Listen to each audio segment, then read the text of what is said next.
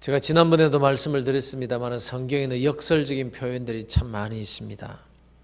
즉 이성적으로 합리적으로 맞지 않는 말 같지만 오히려 더 이치에 맞는 말, 그래서 우리가 역설이라고 그렇게 역설적인 표현이라고 그렇게 말합니다.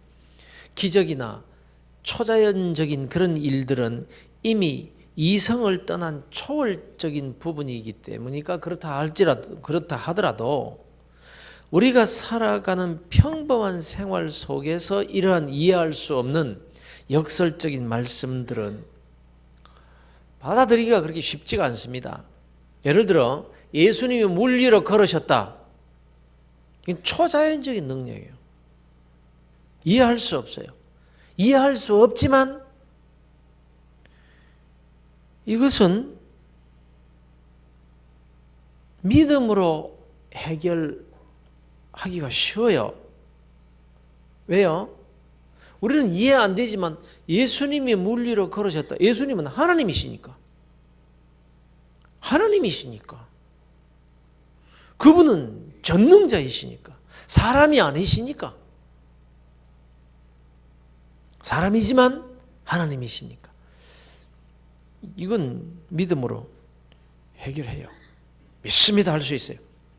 그러나 전도서 11장에 기록된 말씀, 예를 들면 너는 내 떡을 물 위에 던져라. 여러 날 위에 도로 찾으리라. 7에게나 8에게나 나눠줄지어다. 이런 말씀은 믿고 순종하기가 쉽지 않습니다. 예수님이 물 위로 걸으셨더라. 이것은 그래도 믿기가 쉬운데 예수님은 하나님의 아들이시니까, 그분은 전능자이시니까 이렇게 믿어버리면 되는데, 그러나 너는 내가 가진 그 소유, 그 떡을 물 위에 던져라. 그러면 여러 날 도로 찾으리라. 이 말은 믿기가 어려워요. 이건 남에게 나누어 주고 흩어 구제하는 삶을 살면은 그것 하나님께서 다 보상해 주신다, 이 말씀이거든요. 그런데 이렇게 나누어 주는 방식이 내가 가진 것으로 지금 구제할 때 떡을 물 위에 던지듯이 도무지 이성적으로는 다시 찾을 수 없다라고 생각되지만, 그러나 네가 말씀에 순종해서 그렇게 하면 도로 찾게 될 것이다. 이게 역설적인 교훈인데요. 근데 참 예수님이 물 위로 걸으셨다는 것은 아멘 하는데 이 부분에 가서는 그렇게 쉽게 아멘이 잘 안 된다는 겁니다. 사람이 물 위를 걸었다는 것이 훨씬 더 어렵고 도무지 이해가 될 수 없는 일은 믿어줄 수 있어도 물 위에 음식을 던지듯이 그렇게 네가 구제하는 삶을 살아라. 그럼 네가 도로 다 찾을 것이다. 이건 그렇게 믿기가 쉽지가 않다라는 것입니다. 하나님께서 보상해 주시니까, 하나님의 말씀이니까 당연한 것이다. 예수님이 물 위로 걸은 것이나 이 말씀 그대로 하나님께서 그렇게 해주시겠다는 게 뭐가 다릅니까? 똑같은데도 불구하고 실제로 더 쉬운 것은 우리가 잘 믿지 못하는 그런 부분들이 많다라는 것이죠. 왜 어려운 일은 믿으면서도 그보다는 쉬운 일은 자꾸 믿지 못하는 걸까요? 예수님께서 물 위로 걸으셨다는 것을 믿는 믿음은 나에게 부딪히는 현실이 아닙니다. 지금 그걸 믿는다고 내가 당장 뭘 해야 하는 것도 아닙니다. 그러나 지금 내가 당장 가진 그것을 물 위에 던지서 나누어 주는 일은 현실적으로 내가 손해를 보면서 행해야 될 일인 거예요. 이치에 맞지 않고 계산적으로 이해가 안 되는 일을 손해를 보면서 그대로 한다는 것이 쉽지가 않아요. 어려워. 그래서 믿는다고 하면서도 순종하는 사람은 적은 겁니다. 그렇기 때문에 하나님은 믿음의 사람을 그렇게도 찾고 계시고 그에게 은혜를 베푸시고 기적의 증거를 그런 사람에게 보여주시기를 원하고 계십니다. 성경이 바로 이 믿음의 사람들에 대한 역사를 기록하고 있는 것입니다. 우리가 믿음의 사람들이 다 되기를 원합니다. 하나님께서 찾으시는 이 시대의 믿음의 사람들이 다 되어서 믿는 자에게 역사하시는 놀라운 그 은혜와 축복을 우리가 받아 누리기를 원하고, 또 여러분의 삶을 통해서 증거되어지기를 우리 주 예수 그리스도의 이름으로 축원합니다. 오늘 우리가 살펴보고자 하는 본문의 말씀은 예수님이 말씀하신 팔복 중 세 번째의 복인 온유한 자의 복입니다. 우리가 지난주일 오후에 시편 23편을 통해서 오늘날 사람들이 푸른 초장에 눕는 쉼을 얻지 못하고 피곤에 찌들어서 막 쉬지 못하는 그런 삶을 사는 이유가 뭔가 기억나십니까? 3일밖에 안 지났는데 우리가 피곤하게 사는 이유가 뭐냐? 시편 23편의 말씀을 통해서 우리 깨달은 바가 뭡니까? 바로 주님 닮는 온유와 겸손의 삶을 살지 못해서라고 했습니다. 근데 오늘 팔복의 말씀을 통해서 이 부분에서 좀 더 깊은 교훈을 받고자 합니다. 아무튼 이 온유한 자가 받는 복이 현실적으로 납득하기 어렵다라는 것입니다. 온유한 자가 땅을 차지할 것이다.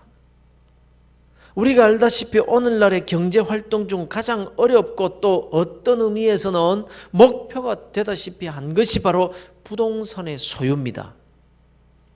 이 부동산을 소유하기 위해서 얼마나 피나는 노력들과 투쟁들을 하는지 모릅니다.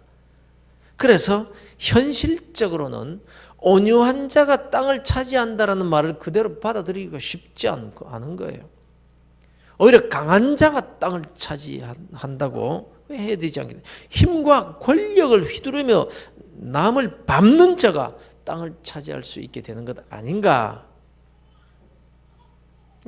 그러니까 이게 역설이죠, 역설. 주님께서 말씀하십니다. 온유한 자는 복이 있나니 저희가 땅을 기업으로 받을 것이다. 여러분은 모두가 다 온유한 자들이 되셔서 땅을 기업으로 받으시기를 주의 이름으로 축원합니다. 이 말씀은 여러분 1.1억도 틀림이 없는 하나님의 말씀입니다. 그러면 온유하다라는 뜻이 뭘까요? 어떻게 살면 온유한 자라고 할 수 있을까요? 하나님께서 어떻게 살면 우리를 온유한 자라고 인정해 주실까요? 온유하다, 부드럽다,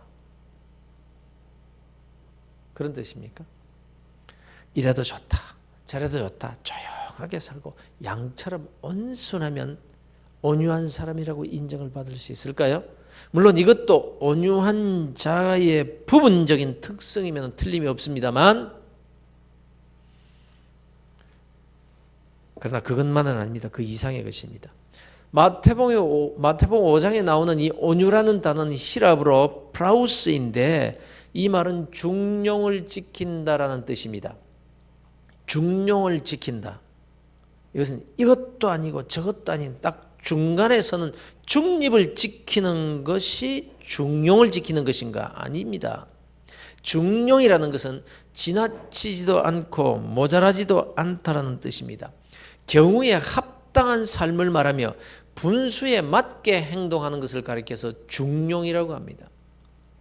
그래서 온유한 자라고 일컬음을 받으려면요, 극단적으로 치우치면 안 돼요. 음식이 좋은 것이지만 과식을 하면 해롭습니다. 부지런히 일해야 되지만 과도한 일 욕심으로 지나치면 과로하게 되고 건강을 잃어버리게 됩니다. 돈을 벌어도 과도한 욕심을 부리면 돈의 노예가 되어서 불행한 삶을 살게 되는 겁니다. 돈을 쓰는 것도 분수에 맞게 써야지 과도하게 쓰면 사치가 되고 과소비가 되어서 스스로 해를 당하게 되는 법입니다. 이와 마찬가지로 온유란 중용을 지킨다라는 의미를 가지고 있는데요. 그렇다고 해서 이래도 좋고 저래도 좋다고 하면서 늘 웃고 있는 그런 모습을 말하는 것은 아닙니다. 그래서 바클레이라는 이 주석가는요, 성경 주석가는 이 부분을 이렇게 번역을 했어요. 분노할 때에 분노하고 해서는 안 될 때 분노치 않는 자는 복이 있나니. 참 이게 어려운 거거든요. 예수님이시니까 분노할 때 거룩한 분노를 내고 분노를 내지 말 때 안 낼 수 있는 거지. 우리 같은 사람이 그렇게 할 수가 없죠. 어쨌건 우리는 잘 압니다. 우리가 예수님과 같이 온유한 자 될 수 있겠습니까? 그런 자가 세상에 어디 있겠습니까?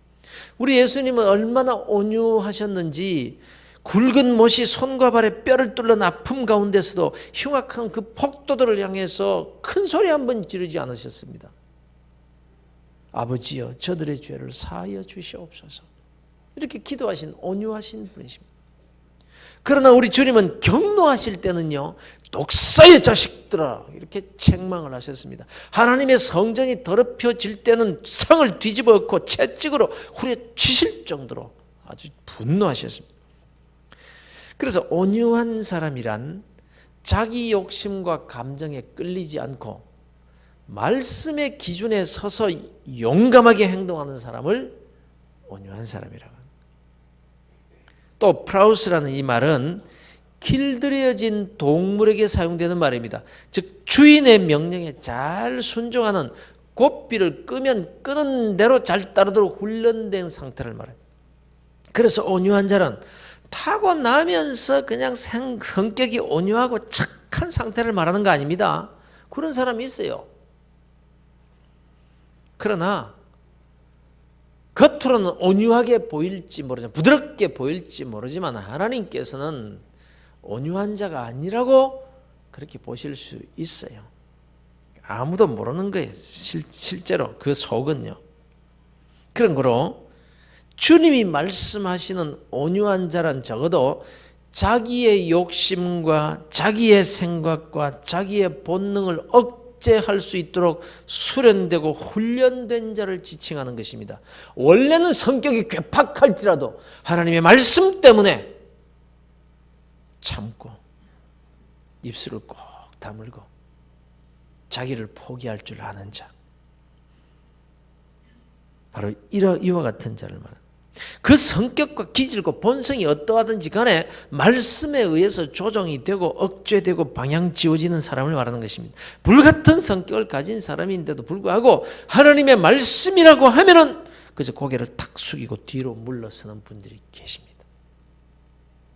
굉장히 온유한 사람 같아 보이는데 하나님의 말씀입니다 하는데도 불구하고 자기 고집 끝까지 조용하게 끝까지 고집 부리는 사람이 있어요. 온유하지 못한 사람.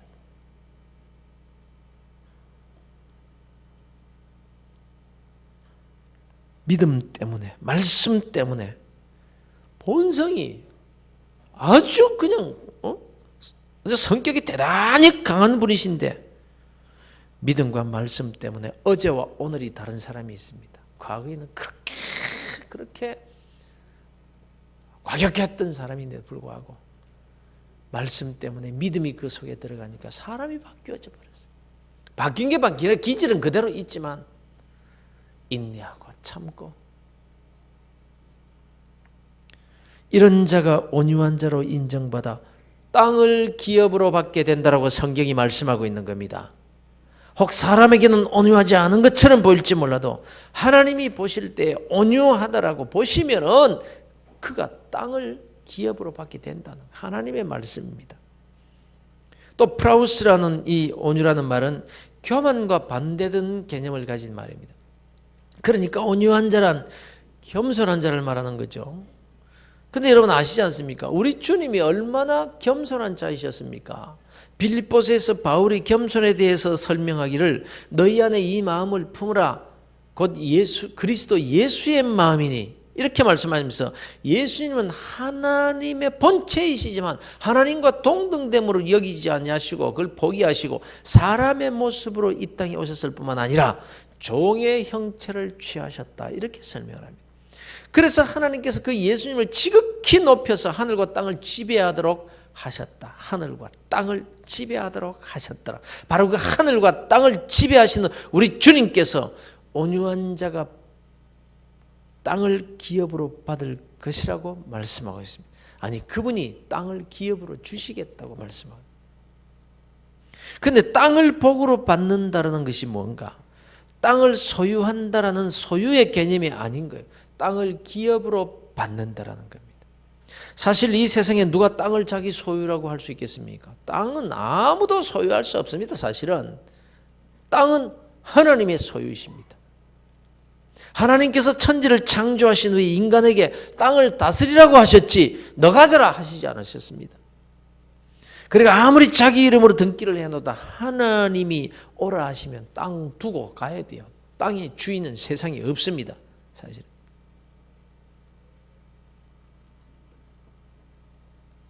그리고 땅을 수십만 평 가지고 있으면 뭐합니까?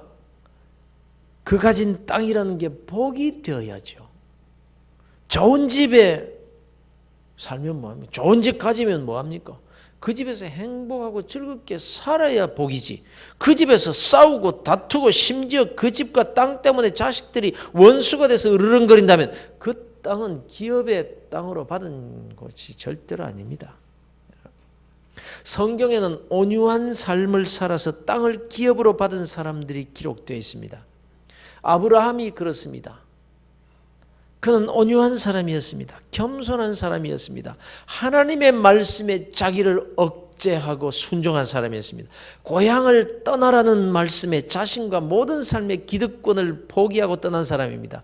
특히 그가 땅을 차지하는 모습이 성경에 기록되어 있습니다. 바로 조카 롯과 헤어질 때입니다. 이제 우리가 헤어져야 되겠다. 헤어져야 되겠다. 자, 내가 선택해라. 내가 오른쪽으로를 가지고자 하면 내가 좌하겠고, 내가 좌 선택하면 내가 우하마. 네 마음대로 선택해라. 이보다 더 온유함이 어디 있겠습니까? 그래서 롯은 기름지고 풍요로운 땅을 선택했고 아브라함은 남은 땅을 선택했습니다. 그러나 결국 누가 땅을 지배하고 살았습니까? 아브라함입니다. 이삭도 온유한 자였습니다. 창세기 26장에 보면 이삭이 그랄에서 하나님의 축복을 받아서 그랄 땅에서 거부가 됩니다. 그런데 그 땅에 살던 사람들이 이삭을 밀어냅니다.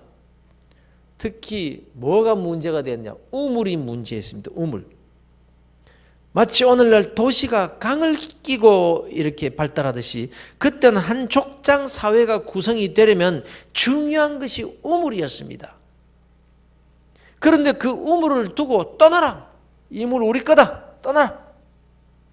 이삭은 하나님만 바라보고 아무 말 안 하고 그곳을 떠나서 다른 곳에 갑니다. 그리고는 다시 우물을 팝니다. 우물이 솟았습니다. 그러자 좀 있다가 또 그 땅 사람들이 나타나 이 우물은 우리 우물이다. 우리 땅이다. 이런다면 그래서 또 다른 곳에 옮겨가지고 거기서 또 팝니다. 그게 또 물이 나옵니다. 우물을 또 만들어 놓고 거기에서 정착해 살려고 하면 와가지고 우물 내놔라. 우리 우물에 나가. 그래서 또 다른 곳에 가서 또 우물을 팝니다. 이게 이삭의 온유함이었습니다.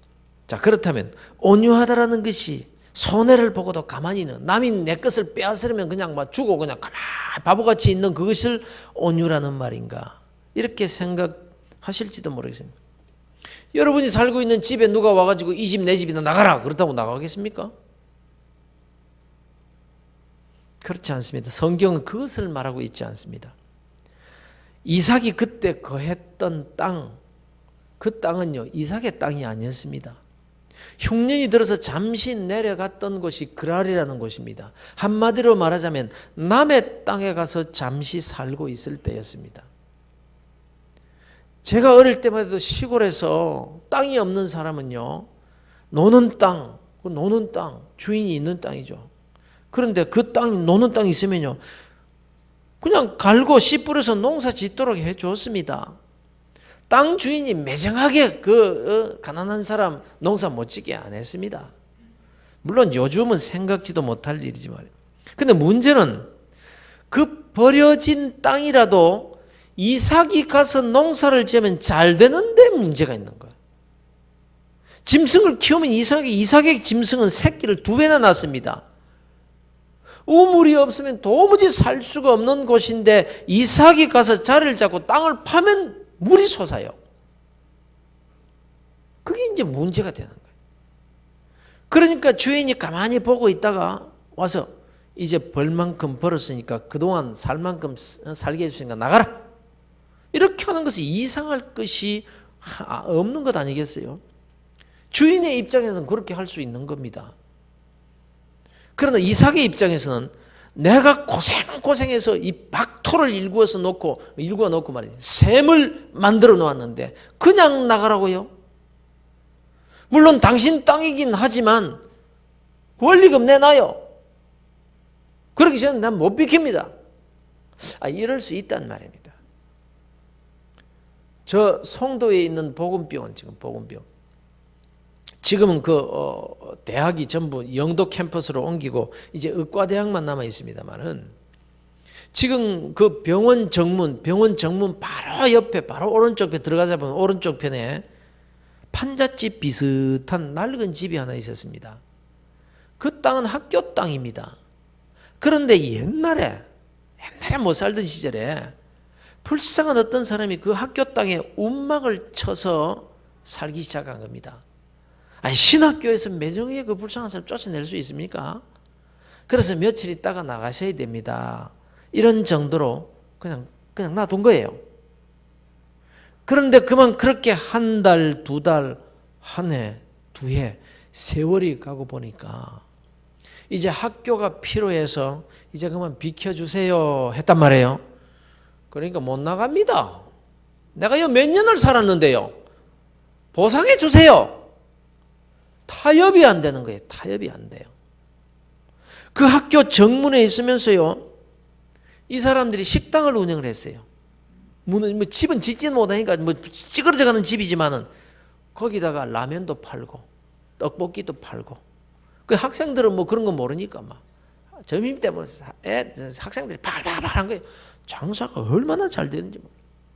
거기에서 이 사람들이 먹고 살고 자식 낳아가지고 키워가지고 대학도 다 보내고 그 자식들이 커가지고 그걸 물려받아가지고 자식들이 또 식당을 하고 있는 거예요. 그럼 비키려고 하겠어요?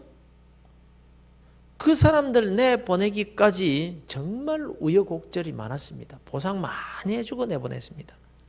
이럴 수 있다는 거예요. 바로 이런 형편에서 이삭의 모습이 어땠는가? 그래요, 내가 이제까지 여기에서 산 것도 하나님의 은혜였고 당신들의 덕분이었어. 옮기지요. 그동안 참 고마웠습니다. 이랬다는 겁니다. 당연한 일에 고집 부리지 않고 온유했다는 말입니다. 그런데 그런 이삭에게 하나님께서 복을 주십니다. 옮겨가서 땅을 파면 물이 솟도록 해주십니다. 그러니까 또 내 우물이요. 그러면 그 당연한 일에 이삭은 온유했더라는 말씀. 그래서 창세기 26장 22절에 보면 이렇게 기록이 되어 있습니다. 이삭이 거기서 옮겨 다른 우물을 팠더니 그들이 다투지 아니하였으므로 그 이름을 르호봇이라고 하여 이르되 이제는 여호와께서 우리를 위하여 넓게 하셨으니 이 땅에서 우리가 번성하리로다 하였더라. 이렇게 기록하고 있습니다. 우리를 위하여 넓게 하신 이 땅에서 우리가 번성하리로다. 바로 땅을 기업으로 받는 복을 의미하는 거예요. 그건 뭡니다. 야곱을 한번 보십시오. 야곱은 믿음의 인물이요 또 믿음의 조상으로 꼽히는 사람입니다. 그는 그렇게 온유한 사람이었다라고 보이지는 않습니다. 그는 축복에 대한 강한 집념이 있었습니다. 그러나 어릴 때 형과 아버지에게 했던 여러 가지 간교한 일들로 또 외삼촌 라반의 집에서 했던 모든 행위들을 이렇게 볼 때에 야곱은 온유한 사람이라고 볼 수는 없었어요.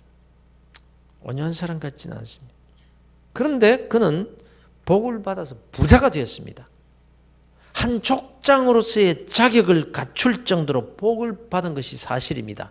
그러나 그가 온유한 사람이 아니었기 때문에 온유한 자가 받는 그 복은 놓쳤다고 보여지더라는 거예요. 야곱은 집에서 쫓겨났습니다. 아니 도망을 칠 수밖에 없었습니다. 그건 자기 땅에서 살지 못하고 외삼촌 라반의 집에 가서 삽니다. 그리고 그 외삼촌 집에서도 쫓겨나다시피 해서 다시 고향으로 돌아옵니다. 그렇지만 그는 그 땅에서도 살지 못하고 애굽의 고센 땅에서 살다가 죽습니다. 그런데 요셉을 보십시오. 그가 억울한 일을 당하면서도 참 온유함으로 살았습니다. 불의와는 타협하지 않았습니다만 불의에 항거할 때는 자신의 손해를 감수하면서 미워했습니다만 보디발의 아내가 유혹할 때는 매섭게 뿌리치며 하나님의 편에 섰던 그런 단호한 사람이었습니다만 그러나 그는 겸손하고 온유한 사람이었습니다. 언제나 하나님의 뜻을 생각하면서 자기를 죽이려고 했고 노예로 판 그 형제들을 용서한 온유한 사람이었습니다. 그 온유한 사람 요셉에게 하나님은 애굽이라는 땅을 다스리도록 하십니다. 땅을 그에게 기업으로 주십니다. 야곱이 그랬습니다. 그가 인생으로서는 가장 처참한 불행과 재난을 당했지만 결코 하나님 앞에서의 온유함을 잃지 않았습니다. 비록 친구들 앞에서는 분을 토하기도 했지만 하나님 앞에서는 주신 자도 여호와시요 취하신 자도 여호와시요 여호와의 이름이 찬송을 받으실지어다라고 했습니다. 그런데 마침내 그는 갑절의 축복을 또 받았던 것을 우리가 잘 압니다. 그러면은 나도 나름대로 그렇게 사느라고 사는데 왜 나는 땅을 차지하지 못하느냐고 하실 분이 계실지 모르겠습니다. 나보다 더 악하고 나보다 더 교만한 사람은 부동산을 그렇게 많이 소유하고 있는데 왜 나는 그래도 온유하려고 애를 쓰는데 왜 내게는 땅을 주시지 않을까? 그러나 여러분 이걸 아셔야 됩니다. 도대체 땅을 기업으로 받는다라는 것이 뭐냐라는 거예요. 야곱과 요셉이 다른 점이 뭡니까? 따지고 보면 꼭 같습니다. 이 세상에 70억이 넘는 사람들이 살아가고 있습니다. 그런데 자기가 소유한 땅이 없다고 땅 위에서 안 살고 나무 위에서 삽니까? 땅이 아닌 물을 밟고 삽니까? 아닙니다. 모두가 다 땅 위에서 살고 오늘도 땅을 밟고 다닙니다. 그러나 땅을 기업으로 받는다는 것은 그 의미가 같지 않습니다. 요셉이 언제 자기 땅에서 살았습니까? 조금도 자기 땅이 없었습니다. 요셉은. 그야말로 완전히 다른 나라, 남의 땅, 그것도 애굽 땅에서 살았습니다. 그러나 야곱은 애굽의 고센 땅에서 손님으로 살았잖아요. 똑같이 자기 땅이 아니지만 야곱은 그 땅에서조차 손님으로 살아. 요셉은요, 애굽을 다스리던 주인으로 살았습니다.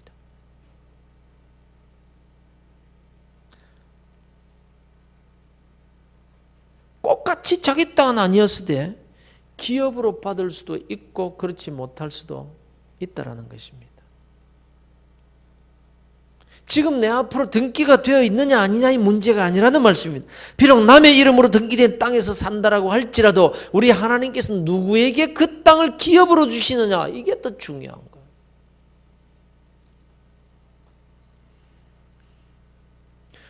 똑같이 애굽 땅에서 살았지만 야곱과 요셉은 전혀 다른 삶을 살았어요.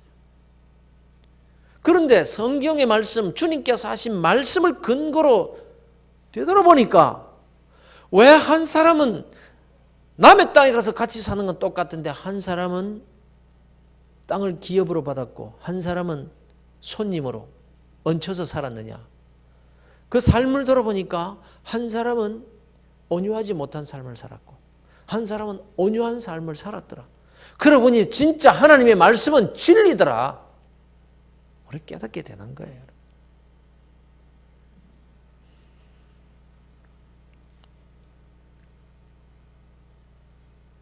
아무리 자기 이름으로 등기가 되어도요, 기업으로 주시는 축복을 못 받으면 자기에게 아무 유익이 없습니다. 그런 사람들이 한둘입니까? 그러니 너무 내 이름으로 등기하는 일에만 목숨 걸지 마시길 바랍니다. 땅을 소유하지 못해도 하나님으로부터 땅을 기업으로 받는 축복이 있다는 것을 믿으시길 바랍니다. 바로 이 복이 온유한 자에게 주어지는 복이라고 하늘과 땅의 주인이신 우리 주님께서 말씀하고 있습니다. 사랑하는 성도 여러분, 그러니 온유해야 되지 않겠습니까? 이것이 복인데 왜 마다하겠느냐 말씀입니다. 아무쪼록 성도 여러분들은 다 하나님으로부터 온유한 자라고 인정받으셔서 이 약속의 축복, 그 땅을 기업으로 받는 축복을 받아 누리게 되시기를 주 예수 그리스도 이름으로 축원합니다. 그러니까 땅을 소유하게 해달라고 기도하지 마시고 하나님 이 땅에 살면서 이 땅을 기업으로 받아서 살게 해 주시옵소서. 그 비결이 온유한 자라고 했으니 하나님 아버지, 내 성격이 개떡 같다고 할지라도 주의 말씀에는 아멘 할 수 있는 그런 온유함, 브라우스, 그런 온유함을 제게 주시옵소서. 이렇게 기도하는 것이 훨씬 더 지혜롭지 않겠습니까? 온유한 자는 복이 있나니 그들이 땅을 기업으로 받을 것이라. 하늘과 땅의 주인이신 우리 주님께서 하신 말씀입니다. 이 말씀을 기억하시기를 바랍니다.